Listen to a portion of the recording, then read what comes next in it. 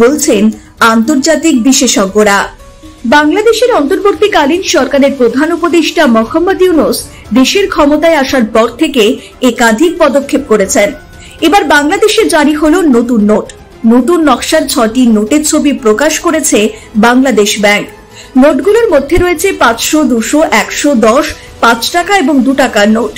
এই সমস্ত নোটে দেশের গুরুত্বপূর্ণ ঐতিহাসিক, প্রাকৃতিক এবং সাংস্কৃতিক প্রতীকগুলোকে বিশেষভাবে তুলে ধরা হয়েছে। প্রতিটি নোটেই রয়েছে নতুন গভর্নর আহসান হাবীব মনসুরের স্বাক্ষর।